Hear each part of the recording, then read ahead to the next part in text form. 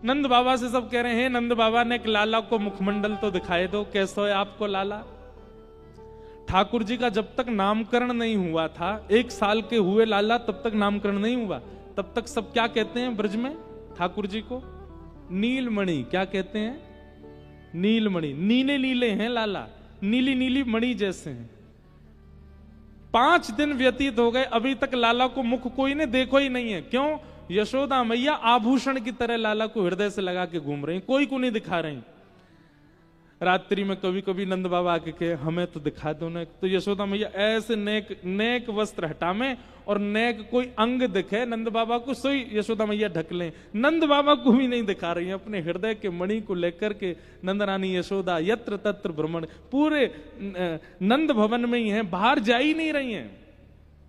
जब कोई बालक जन्म लेता, कई सखियां आ जाती हैं उसको मालिश करने वाली, उसको संभालने वाली, पर यशोदा मैया ने किसी को भी प्रवेश नहीं दे रखा, अकेली हैं लाला के साथ। और एकांत में कक्ष बंद करके, बिल्कुल खिड़की आदि पर सब पर्दा लगा के, एकांत में कोई देख नहीं ले, तब नेक अधर करके वस्त्र हटाती हैं और लाला का मुखमंडल देख करके नेत्र सजल हो जाते हैं यशोदा मैया के, अपने आप ही सुखित हो रही हैं। बस ऐसा मुख है, ऐसा स्वरूप है ठाकुर जी का। सभी देवी देवता आकाश में खड़े होकर के नंदरानी यशोदा के लिए कह रहे हैं, यशोदा तेरे भाग्य की कही न जाए, यशोदा तेरे भाग्य की कही न जाए। हे यशोदा मैया, आपके भाग्य की कहां कहें हम। धर्म ही ते पायो यह धन, धर्म ही ते पायो, धर्म ही ते पायो यह धन। देवता कह रहे हैं धर्म से पाया है यशोदा मैया, आपने कोई बहुत पुण्य किए हैं। और भैया 1 जन्म के पुण्य ते तो ना मिले होंगे ठाकुर जी, सतयुग त्रेता 2-2 युगों तक तपस्या की है प्रश्नी सतपा के रूप में। दिति कश्यप के रूप में, तब जाकर के द्वापर में ठाकुर जी इनके यहां प्रकट भय हैं। नीके राख यशोदा मैया, नीके राख यशोदा मैया, नारायण घर आयो, नारायण घर आयो। जो कोई भी अपने घर ठाकुर जी की सेवा करते हैं, उन सब के लिए पद लागू होता है। आपके घर ठाकुर जी हैं, मेरे घर गिरधर लाल जी हैं, मैं ही यशोदा हूं, मेरे लाला हैं वो, तो ये पद मेरे लिए भी है। नीके राख, नीके मतलब संभाल के रख, हे यशोदा साक्षात नारायण तेरे घर आए हैं, इनको खूब ध्यान रखो। नीके राख यशोदा मैया, नारायण घर आयो, धर्म ही ते पायो। इतने सुंदर हैं ठाकुर जी, वर्णन आता है कि नाल छेदन होता है ना, नाभि का छेदन होता है, तो नाल छेदन करवे वारी को बुलावे गए, बोले भैया नंद जी के लाला भयो है, नाल छेदन करनो है। तो नाल छेदन करवे वारी बोली ऐसे ना जाऊंगी मैं, मोटी दक्षिणा लूंगी। नंद बाबा बोले कहा चाहिए तो बता दे।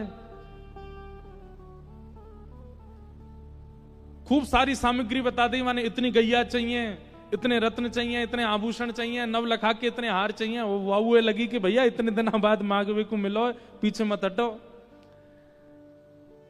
नंद बाबा बोले तू जो कहेगी सब देंगे, तू चल एक बार वह बालक को नाल छेदन कर दे। महाराज इतनी अदा में, अदब में पालकी मंगवाई, पालकी में बैठ करके जय घोष कराती, भाई कीर्तन मंडली आगे पीछे चलवाती, भाई जा रही है नाल छेदन करवे। क्योंकि वह पता चल गई है कि जरूरत है और ये कोई सामान्य नहीं है, ब्रज के राजा हैं, इनते तो जितना हो सके मांग लो। जैसे ही उतरी पालकी में थे, नंद बाबा ते कह रही है, जैसे आजकल लोग कह देते ना 50% पहले दे दो, नंद बाबा तो कह रही है पहले मैंने जितनो बताया हो वाको आधो पहले दो तब भीतर जाऊंगी। नंद बाबा बोले अरे मैया तू चल तो सही, सब देंगे तो को। इतनी उमड़ घुमड़ के, इतनी अदा में, इतने अभिमान में चल करके आ रही है। नंद भवन में जैसे ही प्रवेश कियो, यशोदा मैया के गोद में नीलमणि लेटे हैं, अभी नाल छेदन भई नहीं है। जैसे ही भीतर पहुंची और जाकर के बोली लाओ कहां है बालक दिखाओ। मैया ने जैसे ही नेक वस्त्र हटा करके अपने, अब देखो बुरा नहीं मानिएगा, 1-2 दिन के जो बालक होते हैं ना उनका रूप नहीं होता, उनका स्वरूप नहीं होता, सब एक से ही लगते हैं। कभी जाके देखो छोटे छोटे बच्चों का जो बाढ़ होता है, जहां 1-2 दिन के बच्चे होते हैं, सब एक से ही लगते हैं, कोई ज्यादा विशेष अंतर नहीं होता उनमें। तो इतने छोटे बालक में रूप नहीं आता, वो सामान्य सा ही लगता है। लेकिन जैसे ही यशोदा मैया ने वस्त्र हटाया लाल जी के मुख से और वो नाल छेदन करवे वारी को जैसे ही प्रदान कियो, महाराज ठाकुर जी को रूप देखते ही पहले तो नेत्र सजल है गए, हाथ कांपन लगे। जैसे ही ठाकुर जी वाकी गोद में पधराए, इतनो प्रेम उमड़ गयो, इतनो आनंद उमड़ गयो वाके चित्त में, नेत्रन से अविरल अश्रुधार गिरने लगे। धीमे से नाल छेदन कियो और नाल छेदन करवे के बाद हृदय से लगा करके, या तो यशोदा जी को अवसर मिलो है या वह नाल छेदन वारी को अवसर मिलो है। हृदय से जैसे ही लाल जी लगाए और लाल जी लगा करके पुनः यशोदा जी को दिए। इतने में ही नंद बाबा आए, जितनी सामग्री वाने बताई सब लेके संदूकन में बढ़िया हीरे जवाहरात रत्न लेकर के आए, आकर के सन्मुख रख दिए, ले जाओ आपने जो दक्षिणा बताई सब व्यवस्थित है। चरणन में गिर गई नंद बाबा के, बोले कछु ना चाहिए, बस एक दक्षिणा दे दो। बोले कहा जब तक आपको लाला या ब्रज में निवास करे और जब तक मेरे प्राण हैं तब तक नित्य सवेरे अपने लाला के दर्शन को अवसर मुंह को दे दो, बस यही दक्षिणा चाहिए और कुछ नहीं चाहिए। रोज आऊंगी और रोज आकर के आपके लाला को देखूंगी, बस यही एक मुंह को दक्षिणा दे दो और कछु नहीं चाहिए।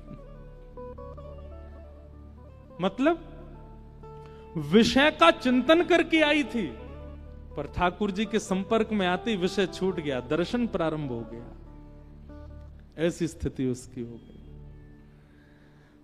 ब्रज में लाल जी जन्मे हैं, ब्रजवासियों का सब विषय छूटता जा रहा है, सब भोग विलास छूटता जा रहा है, सबके विषय, सबके भोग, सबके सब कुछ अब श्री कृष्ण बन चुके हैं, बस और कुछ नहीं।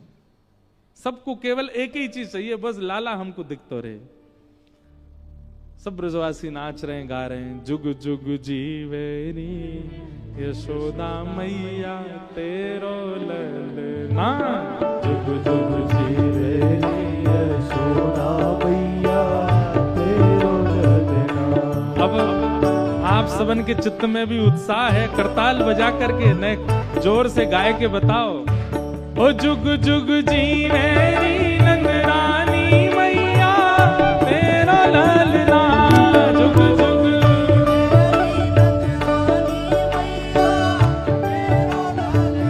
अरे जुग जुग जीवेरी यशोदा मैया तेरा ललना,